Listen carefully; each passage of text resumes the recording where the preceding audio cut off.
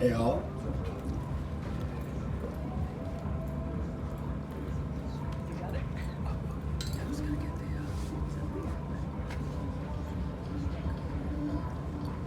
Hi. Just let me know when we're good. We're good, cool.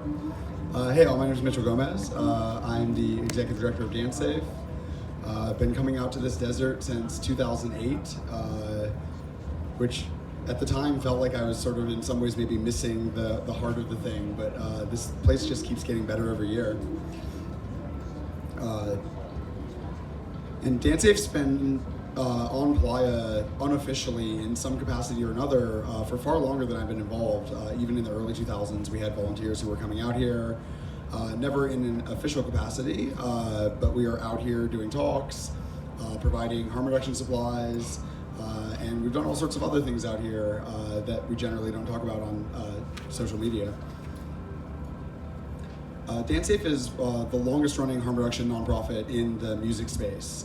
We have been doing on-site drug checking and providing other health services since 1999, and really have leaned into being a full-service harm reduction nonprofit that provides all sorts of services, everything from consent education through our We Live Consent program, which I believe we had a speaker here about an hour ago who did a talk on. But the core of our service has always been drug checking and continues to be that. But we really do try to be as broad as possible. And my personal motivation for harm reduction is actually really easy to explain. I'm alive because of timing. When I was coming into the rave scene in the early 90s, mid 90s, 94 was the first time I went to a rave. It was the weekend after my 14th birthday. The drug markets were not as dangerous.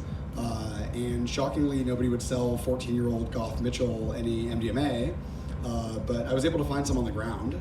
And so that was sort of my introduction to access to substances, was finding things on the ground, taking them, and quite enjoying them. The drug markets now are not like that. There's a tremendous amount of misrepresentation, there's a tremendous amount of adulteration, and so if I was engaging in those same behaviors today, the odds are I would not live. And I'm someone who was interested in psychedelics long before I could get access to them. When I was 10 or 11, I read The Psychedelic Manual by Larry Metzner. My parents let me read whatever I wanted to. That might have been the right move and it might not. And I remember reading this one paragraph over and over and over again where Larry was talking about this plant in his office that was like melting. And I couldn't understand what he was talking about because my conception of drugs at that age was that there were drugs that made you go faster and drugs that made you go slower. That's how I thought of drugs. And when I finally understood what he was saying, that was my first little clue that my perception of reality was not, in fact, reality, that it was a perceptual thing, and that there were drugs you could take that could alter that perception. And so, yeah, I was immediately fascinated, but I thought that psychedelics were a thing that had existed in the 60s and had been wiped out by the government. And it was in my DARE class at 13 where the DARE officer made some comment about these little pieces of paper that can make you go crazy and all sorts of other nonsense. And that was my first clue that psychedelics still existed. And I had some follow-up questions about the type of people to avoid if I did not want to be exposed to these dangerous substances. And yeah, he mentioned raves, and it took me 5 weeks. Like I said, it was the weekend after my 14th birthday. And as soon as I discovered the idea of harm reduction, it was something I was immediately drawn to. I'm a person who fundamentally believes that people have a right to consume whatever they want, and that people have a right to know what they're putting into their bodies. And the fact that prohibition has created a system where we don't have that, to me, is unconscionable. Like, this is not an acceptable situation. And as I've become more and more involved in harm reduction, I often joke that there's as many harm reduction definitions as there are people involved in harm reduction, but the one that's really landed with me is from the Harm Reduction Coalition. Because it's predicated on this idea that harm reduction is not just the sort of things that we do. It's not just drug checking and giving out clean needles and giving out pipes. Harm reduction is a movement for social justice built on the belief in and respect for the rights of people who use drugs. I just believe that people have the right to know these things. And so anything that stops people from having access to the knowledge that they need in order to safely consume substances, safely alter their consciousness, I just don't think is acceptable. I also just fundamentally believe that we live in a world where drug use cannot be stopped. but I think we do live in a world where drug harms can be mitigated. Drug risks can be mitigated. And so I think that we should be working towards that goal, not the goal of ending drug use. Because even if we could, I wouldn't want to. I've gained tremendous value from my substance use over the years. And I just don't care if people use drugs. I don't care what drugs people use. I care if people are harmed from their drug use. I care if people harm others through their drug use. And so really that is the way that we can move forward in a world where the types of drugs are accelerating, the number of drugs are accelerating, and the dangers of these substances are accelerating. And yeah, DanceSafe exists in a really unique place. We are really the main harm reduction nonprofit that focuses on non-problematic substance users. The vast majority of harm reduction nonprofits are needle exchanges. They focus on chaotic opioid use, chaotic stimulant use. And the vast majority of drug users are not experiencing those types of problems from their drug use. The vast majority of drug users are people who do not have chaotic use, what used to be called addiction. The vast majority are recreational users, and yet there's this massive gap within the harm reduction movement on how we focus on those people, how we help those people, our people, my people, me. And so yeah, it's a really unique place for DanceSafe to sit. We have a lot of roles within this movement. First and foremost is we're on the front line helping to educate people about what it is they're consuming. We've done on-site testing at literally thousands of events since 1999. Starting with simple reagent tests. As fentanyl entered the market, we helped develop the protocols around fentanyl test strips. And now we also have a Bruker Alpha FTIR, which is this like $60,000 to $80,000 machine, depending on configuration, that was developed for Border Patrol and law enforcement to analyze substances entering the country. But shockingly, they were more than happy to sell us one. And so we now have this machine. We haven't, in fact, had it in this fucked up desert. We don't have it out here this year. But there are years that we've actually brought this machine out here. One of its main uses is actually explosives analysis. Depending on your data set, it can figure out what a thing is.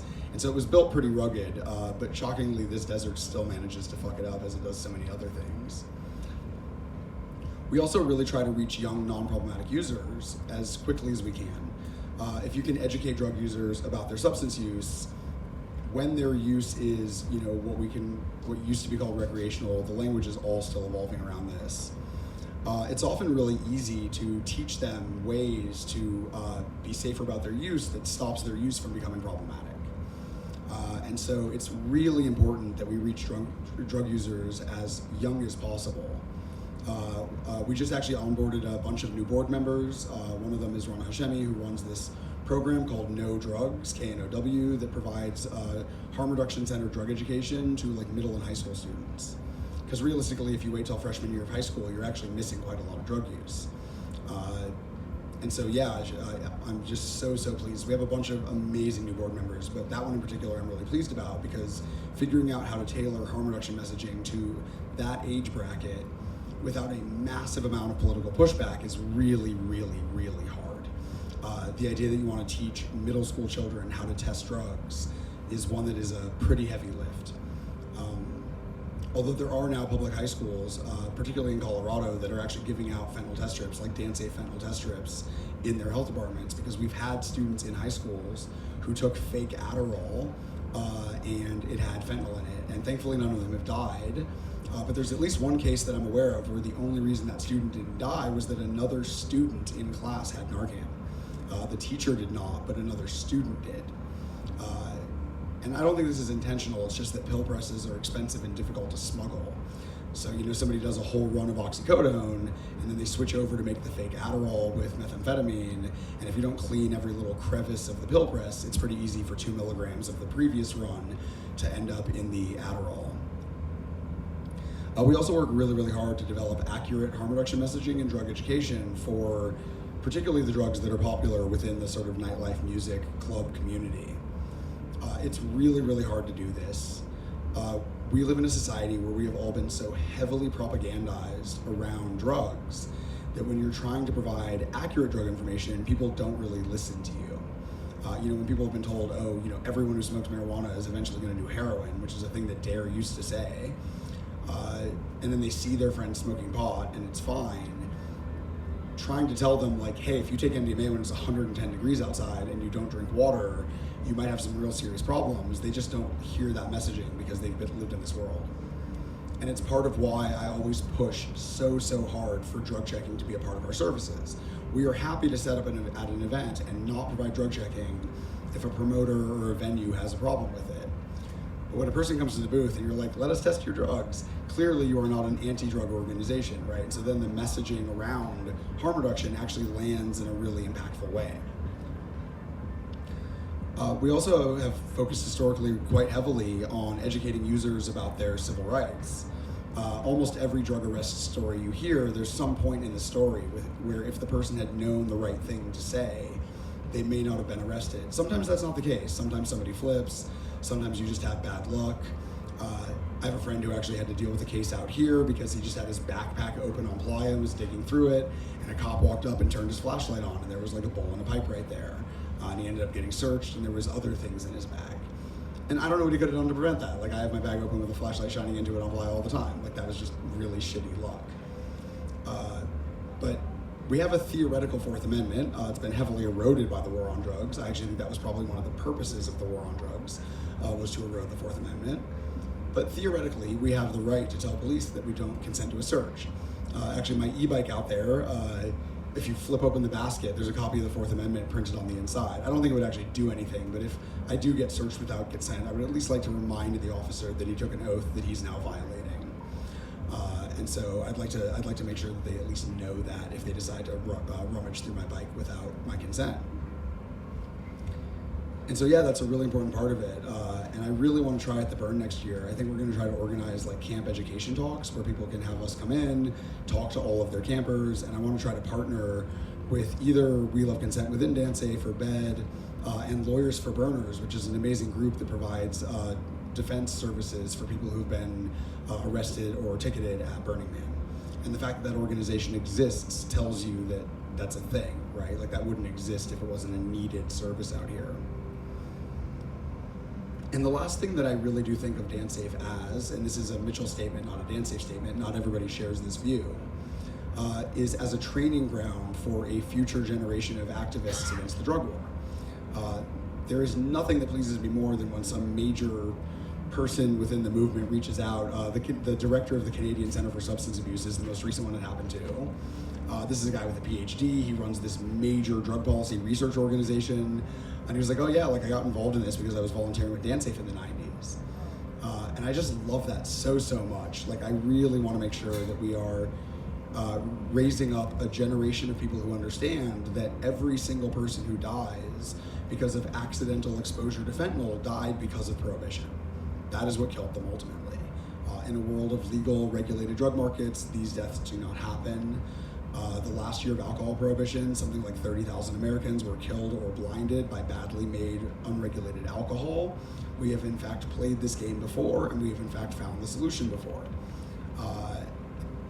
And I do think that ending prohibition is going to be a generational fight. And I draw a lot of inspiration from Rick Doblin at MAPS, who as this like 20-something college student was like, I'm going to legalize medical MDMA. And it sounded like just such an insane thing. I mean, this idea that he was going to do this. And yet here he is. You know, we had a recent setback with the FDA, but he has gotten closer than I think anyone would have ever believed he could have possibly gotten when he was starting MAPS.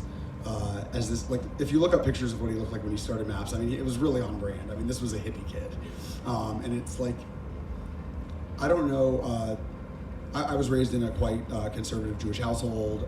I'm not particularly religious, but I do think a lot of my morality derives from Judaism. And one of the quotes that I think is really important to know is from Maimonides, which is, you are not obligated to finish the work, but neither are you free to desist from it. I don't know if I'm gonna end the drug war, but I'm not gonna stop trying until I'm out of days. And so making sure that there's another generation of people who understand these things, who know what the fight is, who understand that drug use can be not only safe, but can be beneficial to your life and to the world and to your community, and that we shouldn't be ashamed to say that we should be proud to say that, is just so important. And I really do think that the only solution to drug adulteration, which is the thing that I spend more time thinking about than maybe anything else, like not just dance safe wise. That might be actually the most like cycles that my computer runs is thinking about drug adulteration. And the only real solution is the creation of not decriminalization, but regulated markets, like legal regulated drug markets, is the ultimate step in harm reduction. But until we get there, drug checking does provide a lot of value and a lot of efficacy to the people who do it. The problem is that a lot of drug users are cut out from this process, right? DanceSafe in particular, like we provide drug checking to thousands of people a year, but it's people who can afford tickets to events, it's people who know what DanceSafe is. It's a very sub-selected group of drug users. And I would love nothing more than for the government to put me out of business by offering drop-in drug checking clinics at every community health clinic in this country, because that's the appropriate model. The vast majority of drug use does not occur at events. The vast majority occurs outside of events. And so developing ways for people to do drug checking that don't require that has been a big part of it. Oh, I actually have some of these with me. So we actually developed these because our initial fentanyl testing instructions sort of were predicated on the idea that people have scales, people have water available to them, and so we developed these for people who were primarily unhoused. But shockingly, stuff developed for people who live in tents works really well for people living in tents. And so it's the fentanyl test strips, the instructions, the microscope, and little pipettes. Oh, which apparently this one did not get the pipette, so I need to repackage these. So that somebody who is in a tent can use these microscopes. They hold almost exactly 10 milligrams of powder, of any powder, if you pack them down. I know ketamine looks a lot fluffier than cocaine. Shockingly, if you pack it down into a little scoop, it's actually quite close volumetrically. And so figuring out ways to increase access to drug checking services has been a lot of the lift over the last couple of years.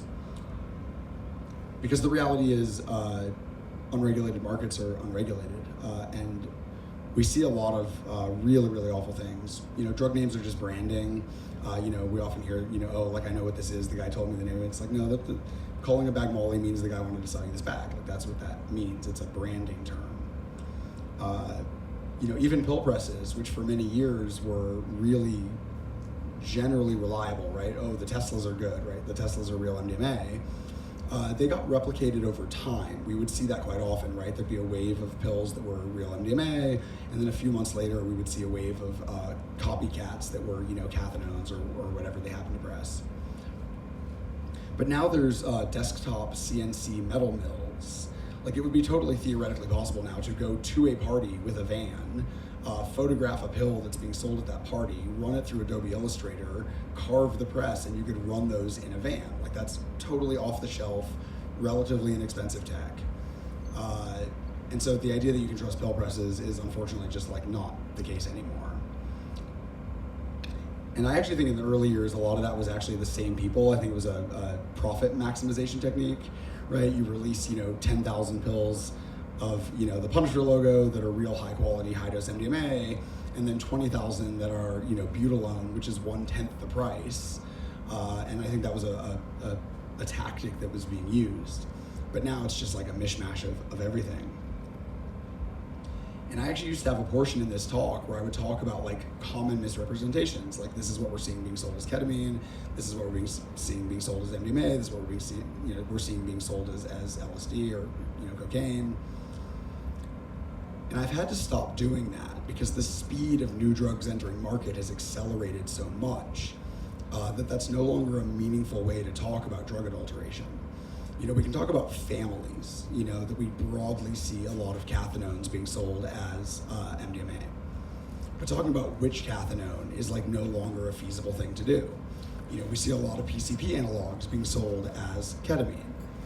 But like talking about, thank you so much. Talking about which PCP analog is being sold as ketamine, this month.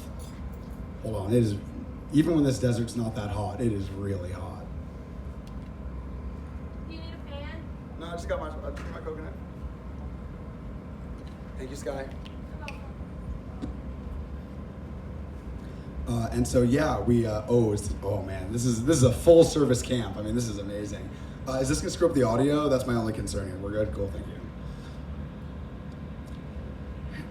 And I have now found labs in China and a couple in India as well, where you can send them a drawing of a theoretically psychoactive molecule, right? So you draw out mescaline, you erase this over here, you add a CH3, you add an oxygen over here. You now have a molecule that has never existed. This is a brand new thing. And they'll synthesize you a sample in like 30 to 60 days. Like, that's a thing that exists. And it used to be that if you wanted to play Space Monkey, if you wanted to try a brand new drug, you had to be a Sasha Shulgin, right? You had to have the discipline, you had to know the chemistry. And if you've ever read any of his books about his like lifetime of experimenting with new psychoactive substances, he was a tremendously cautious human. He would start with really small doses, he would build them up. He was very, very, very intentional. There are occasional lines in there where you're just like, maybe he wasn't so cautious. You'll see things like, 20 milligrams, one of the most horrifying experiences of my life, time was collapsing around me, and the next line is like 25 milligrams. It's just like, oh boy, Sasha. Who I actually camped with at my first burn. I was part of his camp in 2008. And I saw him speak on this speaker panel, just filled with admiration. And the fact that I've somehow reality hacked things to the point where I'm now on the speaker panel feels like a pretty good bit of evidence for simulation theory. Feels pretty unlikely this is real life. And so yeah, we're seeing this like accelerating wave of adulteration, or really misrepresentation, this accelerating wave of one drug being sold as another. But we're also seeing an acceleration of the sort of fentanyl adulteration entering markets. For many, many years, we really only saw fentanyl in opioids. We saw fentanyl being sold as heroin. This really accelerated as Trump was building the border wall, which was not only predictable, I actually predicted it. I wrote a public piece when he announced his candidacy that if Trump won and if he got money for the border wall, for every mile of wall built, we would see an increase in synthetic opioid deaths. As you make it harder to smuggle heroin, the thing that becomes most important is dollars per smuggled shoebox. And so it's a really easy thing to predict. Actually, Len Picard, who ran the missile silo acid lab, but was also a published legitimate chemist, he wrote a piece in the 90s that we would start seeing fentanyl entering opioid markets at some point as we continue to increase prohibition and increase drug enforcement. So this is a thing that was predicted decades before it happened. What I was not anticipating was seeing fentanyl showing up in non-opioid drugs. I did not see that coming. I probably should have. Because under prohibition, drug sellers have to move quickly. They don't often want to build out like clean rooms. And there's a lot of overlap in smuggling markets. There's in fact professional smugglers who will just carry packages. They don't even open them. And so of course there's a lot of overlap within smuggling markets. And when we're talking about a drug that 2 milligrams might be a fatal dose to a non-opioid user, the possibility of that ending up in other substances, of course, is relatively high. But it didn't occur to me. I didn't predict it. And in fact, I was so skeptical of the idea that it was happening that for a long time, I was one of the people out there saying this is like law enforcement scare tactics. Like, I don't think this is actually the problem they're saying it is. And then Dansafe heard that opioid users were using fentanyl test strips to test their heroin, to see if it had fentanyl in it. And I was tremendously skeptical that this was possible. The strips are looking for fentanyl metabolites. And so the idea that you could just like stick it in heroin, they're urine strips originally. And the idea that you could just like stick a strip into heroin and see if it had fentanyl in it, I thought this was impossible. And so, along with many others, I agreed to help organize and fund a study to allow us to test the efficacy of these strips. And it turns out the strips actually bind to relatively large functional groups. And so they actually worked really well. I was really shocked. They detect them at far below a potentially lethal or even noticeable psychoactive dose. So we do occasionally hear people say like, oh, I tested my cocaine, it tested positive for fentanyl, I decided to do it anyway. I had a friend who had Narcan there, and I didn't feel anything, the strips don't work. And it's like, no, there was fentanyl there. There just wasn't enough to be a problem. And I can deal with that sort of I can deal with that side of the error margin far better than the other side, right? If they missed an occasional fatal dose, that would be a different error problem. them being too sensitive and somebody occasionally throwing a gram of cocaine in the trash, I can live with that. The initial strips we had, unfortunately, did false positive with MDMA and methamphetamine. And so we actually tested a whole bunch of other technology, including developing our own immunoassays, which is a very difficult and expensive process that there's only a handful of labs in the world that do. And eventually we found a particular immunoassay that did not false positive with MDMA or methamphetamine at drug checking concentrations. If you overconcentrate anything, it'll false positive. In fact, if you ever need a positive COVID test for any reason, Benadryl is the perfect viscosity to create false positives on any immunoassay strip. So if you ever happen to need that, not that you should do that. But they work, the new strips, if you follow the instructions, the odds of false positives are actually very, very, very low. But there's no way to predict these things. So as new drugs enter market, as new cutting agents enter market, we try to find them and we try to test them to avoid false positives, which is such an interesting process because, like I said, the speed of them entering market is fast. We are seeing so many new PCP analogs that keeping on top of that to make sure that we're not getting false positives when they're sold as ketamine has been a really challenging process. Some of them apparently quite awesome. There's people who are really enjoying these new ketamine or PCP analogs. So I'm quite curious to see how those play out in markets. And yeah, like I said at the beginning of the talk, the root cause of this is drug prohibition. That's what causes this, that's what's doing it. About 10% of what we do is drug harm reduction, right? Educating people that if you take MDMA when it's super hot outside, real MDMA at recreational doses still impacts your ability to thermoregulate. It still can shut down your ability to regulate your body temperature in a way that is effective. And there have absolutely been deaths in the United States from people taking MDMA in hot environments, including one really, really tragic death in Washington, D.C., in a nightclub that publicly was saying they can't provide free water or places for people to chill out because that was evidence of MDMA use. And the club was roughly 100 degrees. They were oversold by about 15%. And there was a young girl who took real MDMA, Shelley Goldsmith, and died from MDMA thermoregulation issues. And her mother, Dee Dee, then very heavily took on the Amend the Rave Act to help us try to change this piece of federal legislation that says you can be held liable for drug use at your events if you are encouraging drug use at your events without defining any of those terms.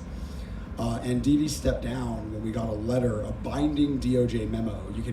Companies have to have a way to ask the DOJ if they're going to be breaking the law if they do something.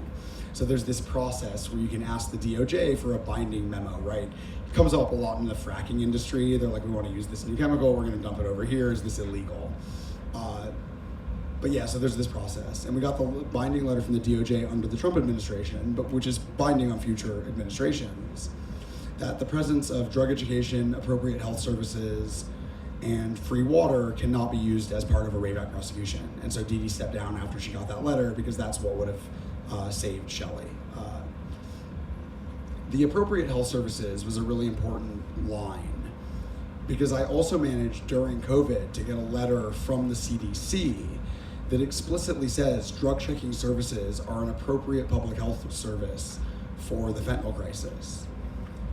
And so there's a lot of promoters who still point to the Rave Act as a reason why they can't allow dance safe on site. I do believe that with these two letters we now have, which are public on our website, you can go to the resources tab on the dance safe site, you can find these letters, that we now have a very, very, very solid case that the presence of drug checking services is, at least at a federal level, not a problem under the Rave Act. And it has worked. Like, there have been promoters who historically didn't work with us who are now allowing dance safe on site with drug checking, but not universally. There are still some quite large promoters out there who are saying this very publicly, which is just tremendously frustrating, right? But policy problems only have policy solutions.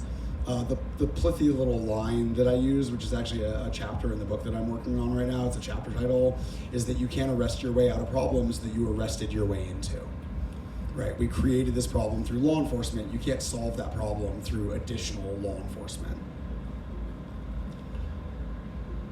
And yeah, there's a lot of misunderstanding even within drug using communities around drugs. And so it's the thing that, other than adulteration, that's the thing that I think is most important to focus on, because it's a thing that actively kills people. This idea that you can like trust a pill press hasn't been true for a long time, but it's especially not true now. I was talking earlier about how you can just CNC mill anything now. The idea that you can absorb fentanyl through your skin. Law enforcement is out here saying this all the time. It makes people hesitant to try to help somebody who seems to be having an opioid overdose. And it's just not true. Like, it's just not factually true. The fentanyl patches that are used in the medical industry have an additional drug on them called DMSO that increases the permeability of your skin. If you just put fentanyl on a patch, it doesn't do anything. And so the fact that law enforcement is out there saying this so loudly, I don't actually know if they believe it. They seem to believe it. They seem to genuinely think this is a thing. They're not trained. What was that? They're not trained. They're not trained, but it's not that hard to Google. And like, the reality is, this is public information. The molecular size and weight of fentanyl is not transdermally absorbable. If you have cuts on your hand, if you touch your face, I was told a story recently about a lab in Mexico where there was an explosion. Like, they shot something and it blew up. Like, oh yeah, that I 100% believe. Like, if you blow up a fentanyl lab, like, yeah, that's a bad time for everyone. But yeah, if you see somebody having an incident, like, touching that person to provide Narcan to them is not going to hurt you. The only upside to the fentanyl through your skin myth is that I've given up on educating law enforcement about it, because no matter what evidence I show them, they refuse to believe me. And so one of the main ways that I now pitch allowing dance safe services to law enforcement is that if you just ignore 100 square feet of personal possession to allow us to drug check, it reduces the possibility of your officers being exposed to fentanyl because somebody took something they didn't mean to. And it's a really compelling argument to law enforcement. They don't generally seem to care all that much about drug users dying. They really do not want their officers being exposed to fentanyl. And so if they're going to continue to insist on believing this, despite the fact that I can show them a literal binder of proof, I'm going to use it to push the narrative. And so that's been really helpful. The last myth I really want to push back on, because it's one that I think I hear more at Burning Man than any other event we work, is I don't need to test this. Like, I really trust my guy. Like, I know him really well. I trust my guy. And like, yeah, of course you trust your guy. You're getting drugs from him at Burning Man. Like, yeah, obviously you trust your guy. Drug adulteration does not seem to happen at the sort of individual drug seller level. It happens way, way, way up the chain. And we know this because we can look at patterns of fentanyl deaths, and we'll actually see waves of them that like leave port cities. So we'll see fentanyl deaths leaving Philadelphia and like sort of trailing down, leaving New York, trailing down, leaving Miami, going up. So we know this is likely happening either as soon as it enters market in the United States, they chop up the quote unquote heroin, then they chop up the cocaine on the same table, there's fentanyl adulteration, and then it goes. Or it's actually happening at manufacturing. It's happening when they're actually like drying out the cocaine in Central South America. And so it's not about your guy. It's about somebody who's like 3 or 4 up the chain. And no matter how cool your guy is, by the very nature of prohibition, when you remove the ability for people to have legal dispute mechanisms, right? If one brewery has beef with another, they can go to court. When you remove the ability for people to do that, the only people who can survive in those markets at a high enough level are people who are okay with what I will very politely call extra-legal dispute resolution. And so I promise you, 4 up the chain is a guy that you probably would not hang out with. And that is not his fault. That is not a judgment on that person. It is the nature of drug prohibition that at a high enough level, you have to be a person who's willing to use violence. And that's just real. And so yeah, I trust my guy too. And I also test every bit of drug that goes into my body because I know that it's not about my person.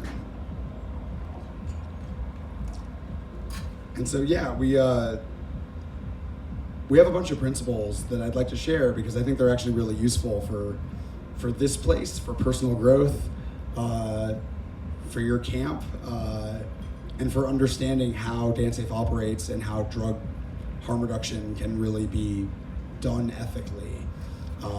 Because as the government enters this, and they're starting to, Biden wrote an executive order that allowed SAMHSA mental health grants to be used for direct harm reduction services. If you had told me the author of the RAVE Act would be the president to do you, I would have told you that perhaps you should take a look at how much you're indulging in these substances, because that is a wild thing to say. And so we've now been selling like huge numbers of DanceSafe strips, often to very conservative states. State of Missouri bought 30,000, Tennessee, and they're distributing them at community health clinics, which is amazing. But whenever the government gets involved in something, I get really skeptical. And so I think it's important that we be grounded in a strong ethical base around what harm reduction is and how it operates as big money and government enters this space. And so, yeah, I'll just share these principles with you. The first is that we're honest about what we do and don't know. Because not every DanceSafe volunteer is going to be a drug expert, and not every drug expert is going to be an expert on every subject. There's actually a formerly incarcerated LSD chemist who volunteered with us a handful of times. And the humbleness, because he is not a person I would describe as humble. If you've ever heard T. Ferry say anyone who thinks LSD is an ego killer has never hung out with an acid cook, this is who she's talking about. And yet, when somebody provided him new information about a drug other than LSD, he didn't automatically believe it. But he was actually quite humble in the idea that he might not know something. And for somebody who spent 10 years in jail for working his way through Sasha's book, when they caught him, he had a bread box of like hundreds of different drugs. Because as a chemistry challenge, he was trying to cook everything in Sasha's books. That was a really amazing thing to see. And so I really like that idea that we don't know what we don't know. We also assume that everything we know is subject to change. I was out there saying very loudly for a long time that I didn't believe fentanyl was ending up in cocaine. And the problem was I was testing cocaine at music festivals. And as soon as I started partnering with people who were testing for people experiencing homelessness, for non-music festival cocaine, it was everywhere.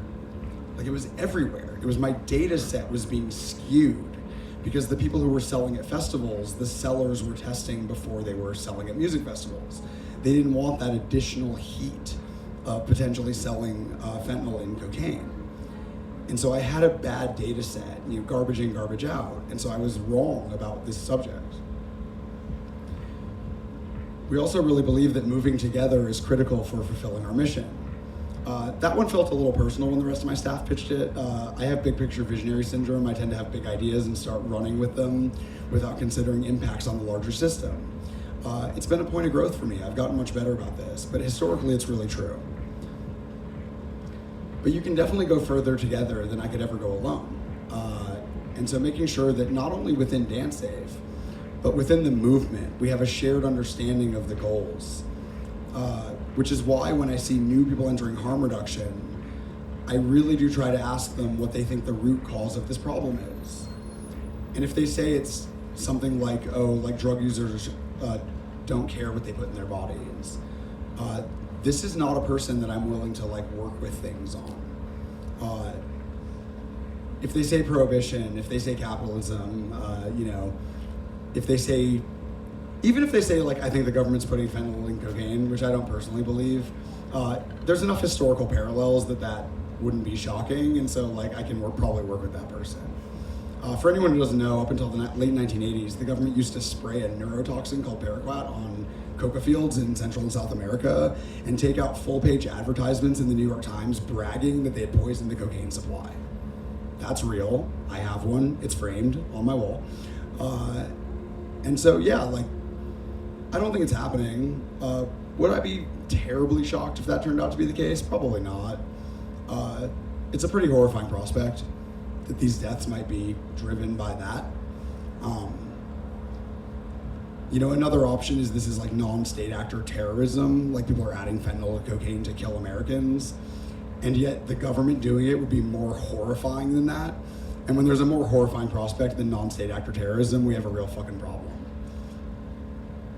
I don't actually think it's important why fentanyl ends up in cocaine. I think the solution is to legalize drugs anyway. And so why it's happening, I think, is a big pie with a lot of pieces, and so we can just deal with that later. The next one is that we honor the people are often doing the best that they can with what they have. There are people who don't test their drugs. They can't get test strips. They're in the midst of chaotic use. And that's okay. I wish they would. I wish they would have the resources to do it. I wish they would have the bandwidth to do it. And sometimes they don't. There's people who are going to test their drugs and see it has fentanyl in it, and they're going to take those drugs anyway. At festivals, the first thing we always get asked after a positive fentanyl test is there a place I can throw this away? That is, every time it's happened, that has been the first thing a person asks me. A person who does not have stable employment, is perhaps unhoused, who hustled all day to get the bag of the drug that they feel like they need, is pretty unlikely to throw that bag away after a positive fentanyl test. And if you can get that person to not use alone, so they have a friend there who has Narcan, if there's a safe use facility, which hopefully we'll have more and more of in the United States, that is also harm reduction, and that is also an acceptable way to be safer about your drug use. And so we try to really honor that idea. We also take responsibility for growing DanceSafe into an anti-oppressive organization. The harms that we are addressing are caused by prohibition, and prohibition is predicated on racism. If you've never read The New Jim Crow by Michelle Alexander, it is an absolute must-read for people who are into drugs. She provides what I would call not just compelling evidence, but a bulletproof case that the drug war was never about drugs, that the drug war was about building a system to replace Jim Crow, to incarcerate huge numbers of primarily people of color as a slave force for corporate interests. And it is really, really well researched, really compelling. Quotes from like the original architects of the drug war. That is what the drug war is about. And so if you're going to be in a place where you're working to end the drug war, you have to acknowledge that, and you have to be grounded in the fact that the root cause of fentanyl deaths is racism. Like, that is the underlying thing that drives prohibition and that has driven these deaths. And, you know, I have both Hispanic and Indigenous ancestry. I consider myself an Indigenous person. The group I belong to is not state recognized, or not federally recognized, but we're a state recognized Indigenous group. But DanceSafe is a primarily white organization historically. Most of our volunteers, most of our executive directors, most of our board members. And so we felt it was really important to like publicly ground ourselves in that narrative because of how important it is to recognize that these deaths are not happening in a vacuum. And even if you look at the federal response to deaths from drugs, right, heroin was a scourge when it was affecting primarily African American communities. And then it turned into an epidemic as it entered white communities, right? The language changed, the public health response changed, the money being allocated to address the problem changed, and that is utterly unacceptable. And so we've really grounded into that. There's also this phrase within harm reduction that we meet people where they're at, right? If a person is experiencing chaotic use, like, you don't try to pull them out of that, because that's not harm reduction, it's not helpful. It also means physically meeting them where we're at, which is why we're in this fucked up desert every year giving out test kits to all the camps that want them. You have to actually be where the drug users are at. But this next principle is that we recognize that meeting people where they're at requires abandoning our assumptions about them. Because a person can have really chaotic relationships with one substance in one context, and really healthy relationships with other drugs in other contexts. And so that's why we've walked away from this language of addiction, because addiction turns into addict, right? Now it's a label about a fundamental part of who that person is. And a person who goes really, really hard and gets really chaotic when they do GHB at Burning Man might have absolutely no problem with that relationship with that same drug at home. they might be able to do cocaine out here without it being a problem at all. And so calling a person an addict creates this like fundamentalism about their relationship with drugs that just isn't factually true. And so learning to walk away from that idea that like, oh, like I've seen you go so hard on cocaine and like now I see you getting the baggie out. It might be fine because what might be chaotic about their use was the divorce they were going through. It might be that the context they were doing it in. It might be the camp they were camped with. I very rarely drink at Burning Man. And there was one year I camped with a camp that I'm not gonna name. And like I was hungover every fucking morning. Like it was just like the people I was around. My alcohol consumption was like really impacting my burn in a way that it never has before or since. And so I don't camp with heavy drinking camps anymore because when it's happening around me, I tend to indulge. And we also try really hard to ground ourselves in this last principle, which is we hold ourselves accountable for the ways that our actions impact the larger ecosystem. I am a line pusher. It is a part of who I am as a person. It's a part of why I was chosen to run Dance Safe. There's this meme that goes around that says, badly describe your job. I don't know if anyone's ever seen that. And the way that I always answer that meme is that I break state and federal drug law and brag about it on Fox News. It's literally true. Like I've talked about my own MDMA use on Fox. Like it is such a wild simulation we're living in. Hi, T Ferry. And so there have been times where I've made public statements that impacted harm reduction organizations in a way that was not helpful. It doesn't mean I don't do it. Trying to use the, oh, don't worry, no one's ever been arrested for distributing drug paraphernalia argument with Walmart's lawyers didn't work, but it pushes the narrative.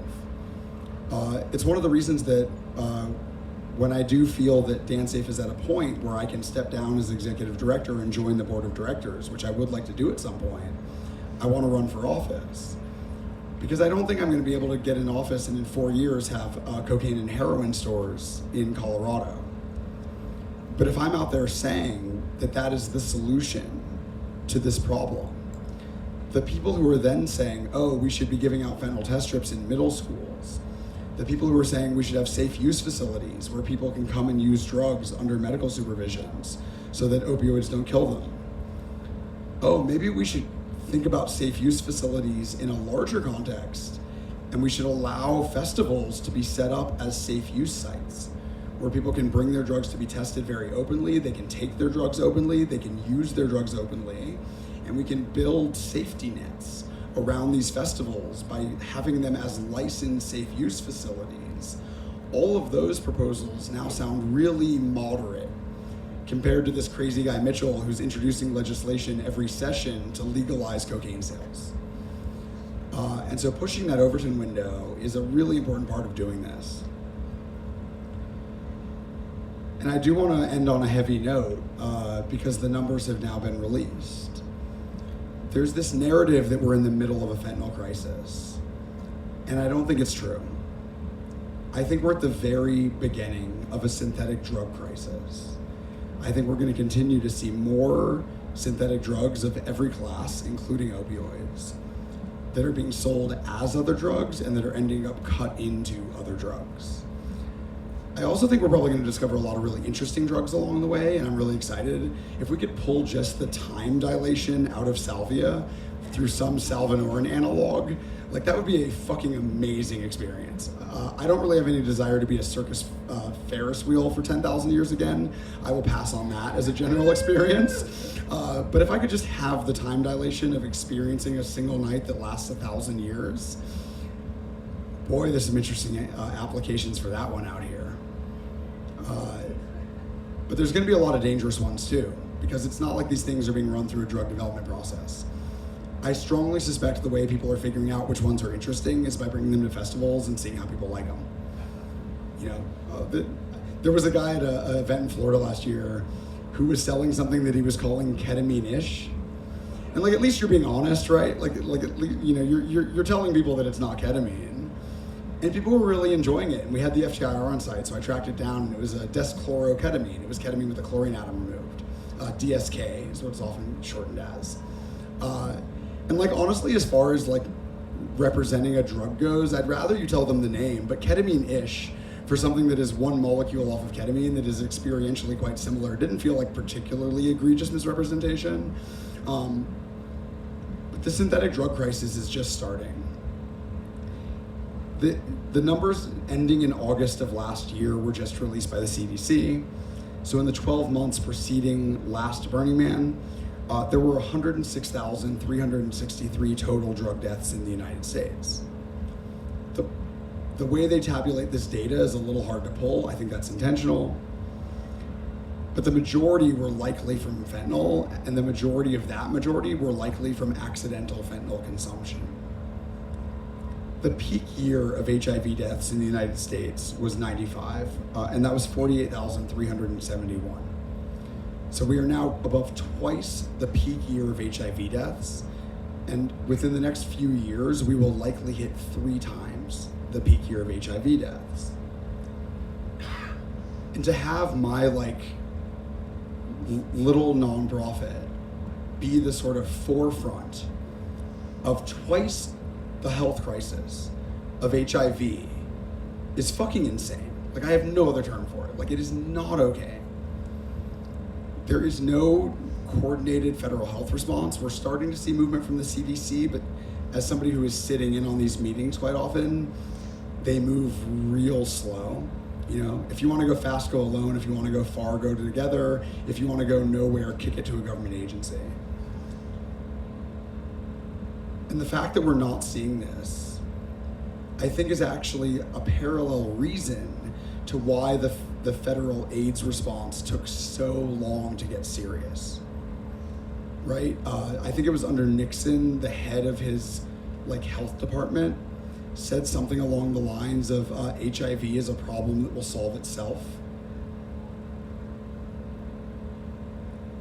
Like, that's a thing a government official said. And I think the narrative is these are just drug users. If you don't want to die, don't do drugs. And so I think what I want to leave with is that there is a thing that we can collectively do that I think will help change this narrative. And I was really hesitant about this term until I had a whole bunch of openly gay drug users tell me they loved it. And it's coming out of the fractal closet, was the term I used, right? It was being public about our relationship with these substances, the benefits that we have gained from these substances, our love of these substances, the fact that these deaths are unacceptable and that our community provides value to the world, and that every time we lose one of these people, we are losing a person who matters, is really powerful. And it's not I'm actually tearing up. I've lost a lot of friends. There's this, I got asked recently how I seem to never burn out. I go real hard with DanceSafe. I'll do 70-hour weeks back to back to back sometimes. And there's this picture of my 2001 Ultra Rave crew.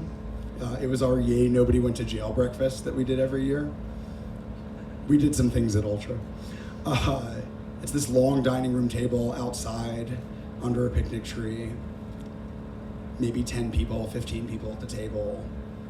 And there's nobody on the left side of the table who's still around. And so, yeah, if you can help move this narrative forward, help end these deaths, I think that being public about our relationship with these substances is a risk worth taking. And so thank you guys so much for being here, and I love you all.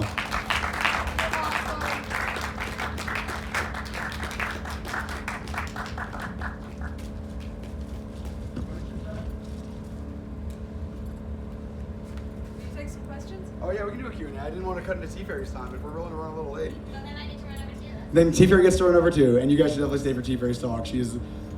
If she was a poet on any subject other than drugs, I think she'd be a poet, like a Nobel laureate, but because she writes about drugs, it's not quite as well known. Yeah.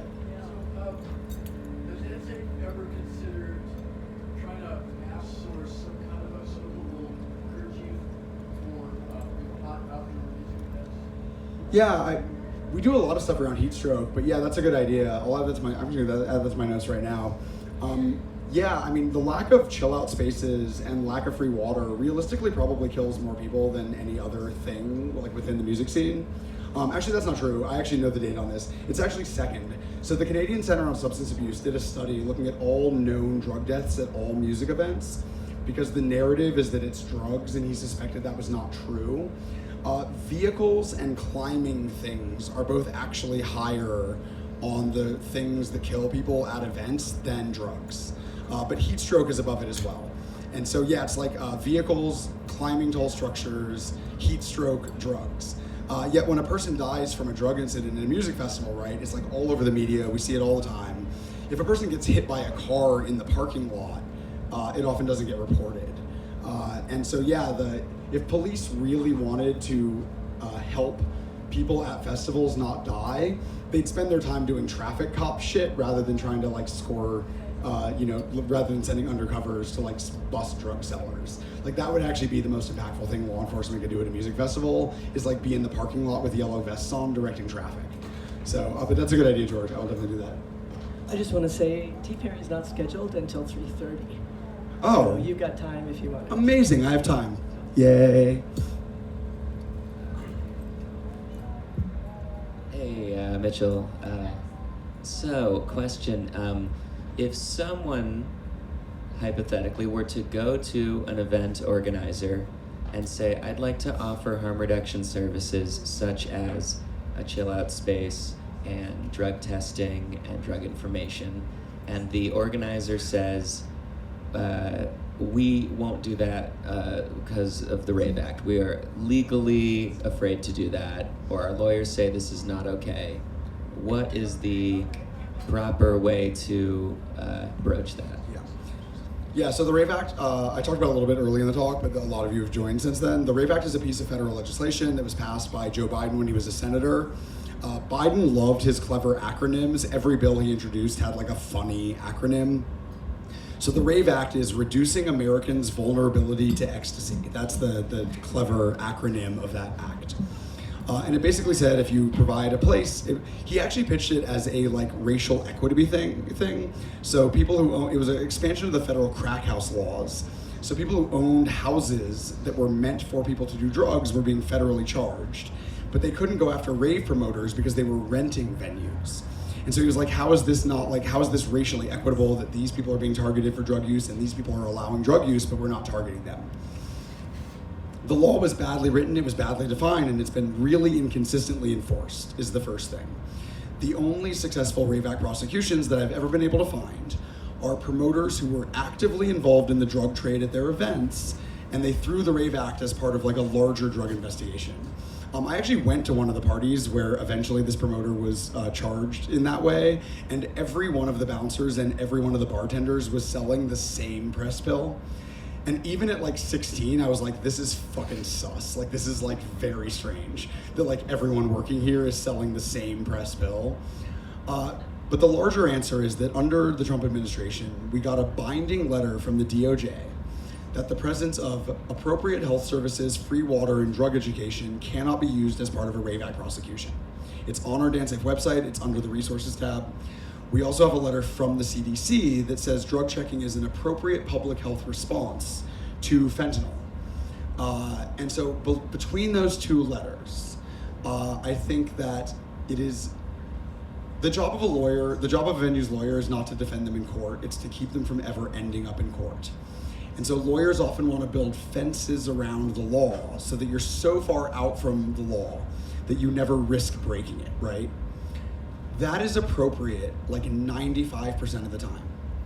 The argument is, here's your defense on the very, very unlikely situation that you end up in court. DanceSafe has been doing this for 26 years, 25 years. There's never been a problem because of it. But on the off chance that some DA gets a stick up his ass about drug checking and you end up in court, here's your defense, right? You have a letter from the DOJ, you have a letter from the CDC. And the argument to the promoter is that I understand why your lawyer wants to build fences around the law, because it makes sense to do that 98% of the time. The 2% where it doesn't make sense to do that is when the gap between the fence he's building and the actual law might kill someone. It's worth the very unlikely possibility of your lawyer having to defend you in court when the gap might save a life. And so a couple years ago, we all had to write our own job descriptions within DanceSafe because the org had like shifted so much that we were all doing like various things. And we hired a consultant, and one section was like, describe the things that if someone has to do it, it has to be you, right? There's no one else in the org that like wants that thing. And one of the things under my section was convincing venues to ignore the advice of counsel. Like that's part of what I'm really good at, is like saying like, hey, like I get why you always listen to your lawyer. And in this one instance, you have a little window here where like, yeah, there is a very small chance you might end up in court about this, but you do have a defense. And tell your lawyer like, hey, like I know you don't want to end up in court and it sucks if we do, but like we have a way to defend it. And this thing might save some of our patrons. So we're gonna be a little risky on this one. Like we're gonna take the risk. And there are major promoters who do it. Like LIB is a huge fucking event. And the Flemings let us be there very openly because they recognize that there is a risk here that they're taking and that the risk is worth taking. And so like, yeah, that's the argument. And it's a tough one, you know, and as the assets get larger, the argument gets tougher, right? When you're dealing with publicly traded companies, they can't make that choice. So publicly traded companies, the board of directors, if they make any decision, not that does increase the liability of the organization, but that can increase liability for the organization, can be sued by the shareholders and removed as board members. So when you're dealing with a publicly traded company, this argument is not gonna work. And so DanceSafe is not allowed to do a lot of lobbying. We're a 501c3, so the amount you can do is very limited. It's tracked very carefully by the IRS. But one of the things I have been working on is a federal liability shield for anyone who provides or partners with those who provide harm reduction services. Because then the decision is risk neutral. If there's a liability shield, you can't be sued for this thing. And so then the board can make any decision they want. And this conversation came about because of decision came about because of a conversation I was having with a board member of Live Nation. I never knew any of this, that if you do a theoretical thing, you can get sued. I didn't know any of this. He's like, I know our board. Like, we would say, like, it would be a different thing, but what would be the point? Like, we'd say yes, our shareholders would sue us, we'd be replaced as board members, and the new board would say no. So like, what would be the point? And he's not wrong. Like, that's not the move. But with all the other small promoters, that's the argument. Is like, yeah, ignore the advice of counsel. Tell them why you're ignoring. And like, if you end up in court, you have a defense now. We have a way to defend it. And realistically, you are not gonna end up in court. DAs are almost always elected positions. They don't wanna bring charges that are unpopular. They don't wanna bring charges they're gonna lose. And the idea that a DA would go into a courtroom right now and say, here's a group of people that were trying to end fentanyl deaths, so we arrested them. Like, find me 12 jurors who haven't been impacted by a fentanyl death. Like, find me 12. Because I don't think you can, like on a population basis. First of all, I just wanted to say thank you. DanceSafe was a big part of my life, and might not be here otherwise. And I do work with the unhoused population, and we do different kinds of harm reduction work. And I've always wondered if DanceSafe has like an arm of the organization that kind of works with that population, or has thought about different ways to engage street folks. And I think there's something really special about the way that you all interact and create culture that could really support like some of the unhoused relatives in different ways. Yeah, so DanceSafe really does focus on the music scene. We had, at one point, we were starting to sort of branch out into sort of what I would call like broader opioid harm reduction as fentanyl. Like we're drug checking experts, like we're the drug checking experts, so obviously we got dragged into that.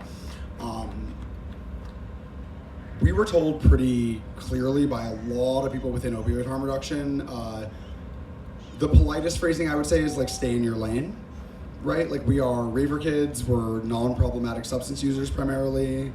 Harm reduction works best when it's peer-to-peer, so people with a history of problematic use, chaotic use, are better at interfacing with people who have that active life. What we have started doing is partnering really heavily with people who do. So like we provide our fentanyl test strips basically at cost to opioid harm reduction nonprofits, to anyone who's giving them out actually. We have a wholesale program, so if you're giving them away for free, you can register for the wholesale program.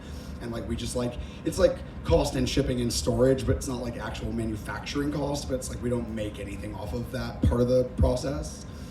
But yeah, like when an organization is going to go do harm reduction at Gathering of the Juggalos, yeah, I said that for Sky because she's part of both groups. There's like Wicked Clowns Harm Reduction, right? Like it's part of the community. And like the people who run that run our Ohio Dance Safe chapter, and they come as Dance Safe to, Secret Dreams and electronic events and Lost Lands. Our cards wouldn't land with a lot of communities. We try to make it clear that we think drugs have value, right? Like even of the drugs that people think of as like really dangerous, really addictive, if you look at the CDC, DEA numbers, they bury the data. But even by their estimates, something like 20 to 25% of methamphetamine users have a problematic relationship with that drug, which means definitionally the vast majority are recreational methamphetamine users. It's true for heroin too. Right? The majority of people who use heroin do not have addiction, problematic use. It's just that people who would do a line of cocaine off a stranger's phone on a dance floor might not tell their girlfriend that they're going to do a bump of heroin to go to bed at night in the tent at the end of the night. Right? And so these non-problematic users, because of the stigma of those drugs, are invisible within our community. People are like, oh, heroin users are always such a mess. And it's like, I volunteered at a needle exchange for a time, and it opened at like 7:30 in the morning and went till like 2 in the afternoon. And from like noon to 2, it was a lot of what I think people would think of as like the patrons of a needle exchange, right? It was, unhoused folks, it was people whose use was quite chaotic. The 7 a.m. contingent often drove nicer cars than I have. And they were often picking up 7 or 14 points, right? These are people who used heroin one shot in the morning because they needed it. Their body was dependent on it.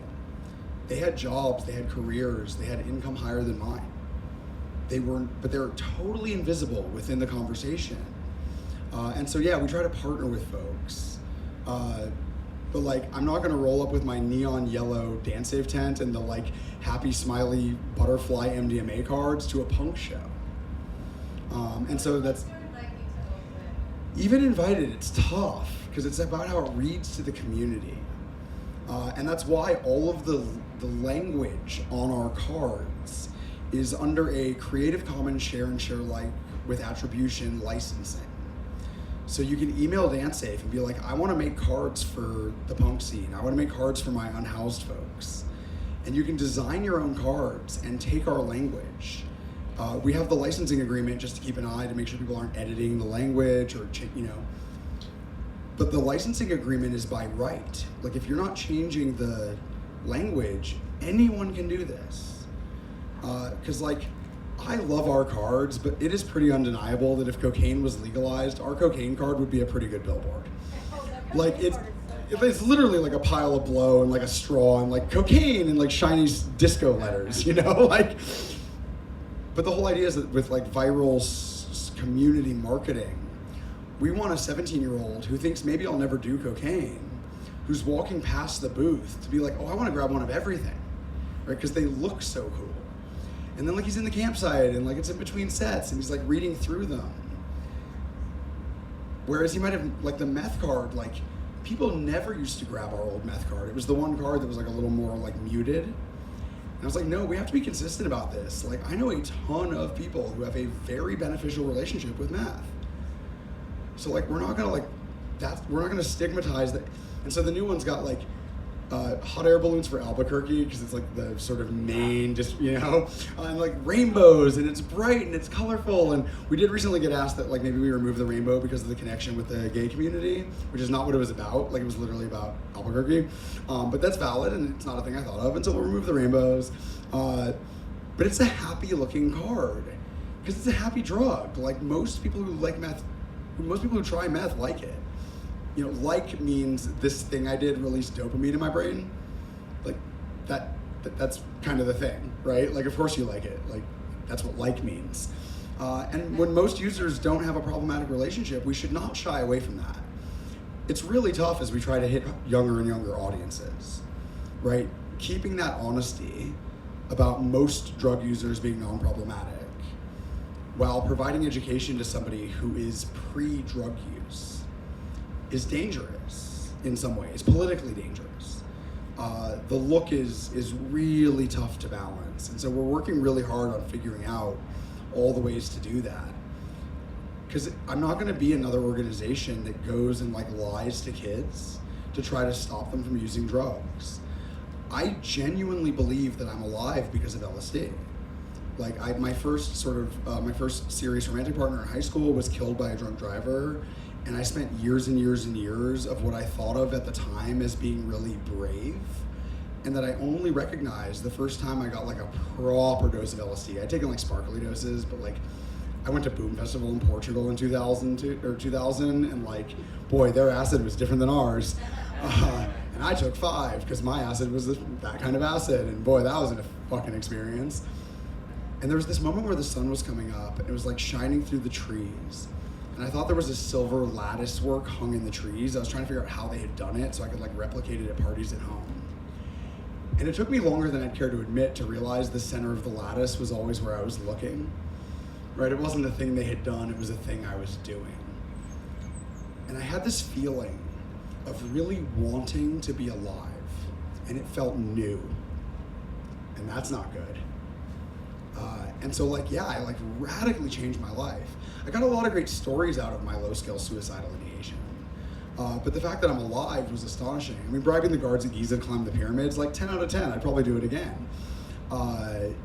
Arguing politics with a guy wearing a ski mask in the West Bank and having to talk my way out of a rifle against my chest, that's not brave. Like a 19-year-old Jewish kid arguing politics in Ramallah, like, that wasn't brave. I just didn't care. I just didn't know that I didn't care. And so like, I'm not gonna lie to kids about the benefits that people receive from these substances. And so it's really difficult to find that balance, because a lot of people walk away from that. The founder of AA, if you can get a first edition, by the second printing of the first edition, removed it, had a story about his whole thing about relying on a higher power to help you change was because of an LSD experience. And he says this in the first edition. And I think that our understanding of like the sobriety movement has been really, really, really damaged by the hiding of that narrative, right? The fact that the largest group in the world helping people have a healthier relationship with alcohol was started because of an LSD experience is a thing that should be really widely known, and yet has been buried. Every time I add it to Wikipedia, it gets removed. With citations, like I put the citations, and every time it gets removed. Like, in what world is that appropriate? That the repository of knowledge that is supposed to be honest and open and trackable, like, continually removes the fact that the world, if that was the only LSD trip that provided benefit to the world, it would be worth knowing about.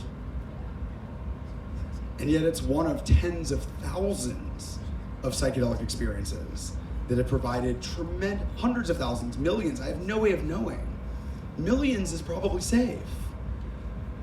And yet that's not allowed to be part of the off-playa narrative around psychedelics, is really damaging our cultural understanding of drugs in general, and is killing people, right? Because the the narrative around drugs is what drives the narrative around prohibition.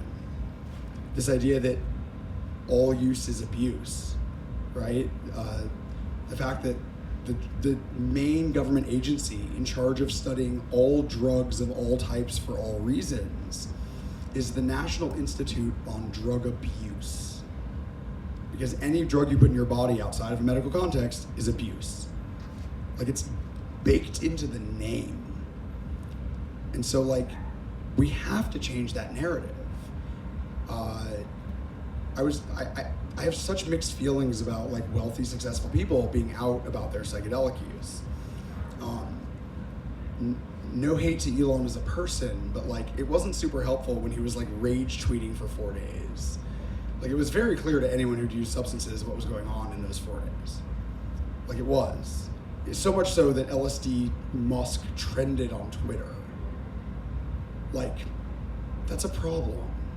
And yet Steve Jobs saying in his writings that he felt that doing LSD was perhaps the most, like, important personal thing he had ever done. Like, yeah, 10 out of 10. Like, please come out like that. And, like, I'd love to talk to Elon. Like, I'd love to figure out what his relationship with substances is and how we could maybe work together to help improve both his and the community's relationship with these drugs. Because I've gone a little off the rails too. Can I use your term? My days of psychedelic jackassery. Like, I've had this is T. Ferry's term for anyone who doesn't know. I've had my days of psychedelic jackassery. My whole 20s. Yeah, I found opioids to be really, the number one predictor of somebody developing a problematic relationship with opiates is childhood trauma. A traumatic childhood is the thing most likely to result in opioid addiction. Which means the war on drugs in that context is actually a war on childhood trauma victims. Like, that's a valid framing of the war on drugs. I did not have a traumatic childhood. I had some trauma in my childhood, but overall it was like, I knew where every meal was coming from. I had a home. I had 2 parents who loved me. I tried opiates a handful of times. I had a bunch of friends in high school who were super into heroin, mostly snorting it. The numbness I found really boring. I liked what it did to my body. Like, my body felt great. What it did to my mind, I really didn't like. I crave novelty. Like, that's my default setting. And the first time I tried DMT, I smoked it every 3 days for like a year. Like, I was obsessed with figuring out, like, what is this thing that is happening? Mostly because it is so stylistically consistent between users. And that seems so unlikely from a drug experience, that there's like a narrative arc and like a style to the place.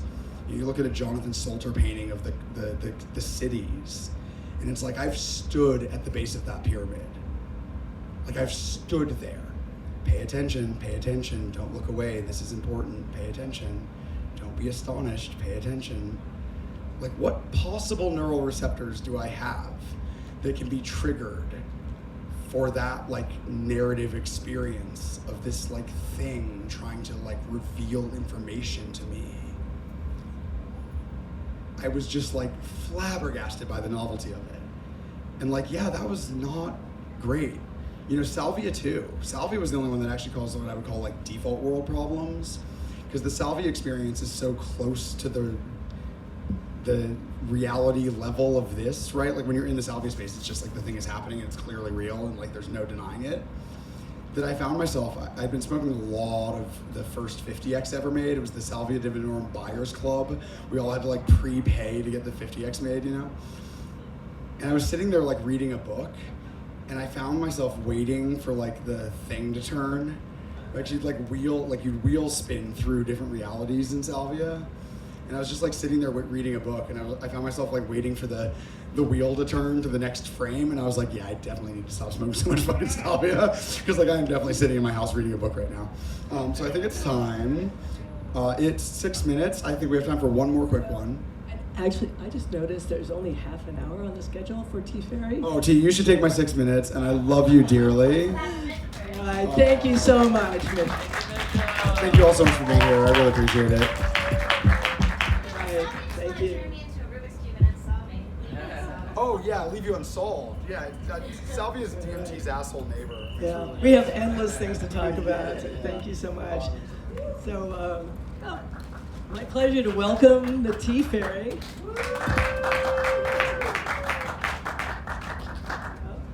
So, a while back, I remember you saying that your purpose in life is to live your character to the best of your ability. And you certainly do. So, this is the legendary and inimitable Tea Fairy.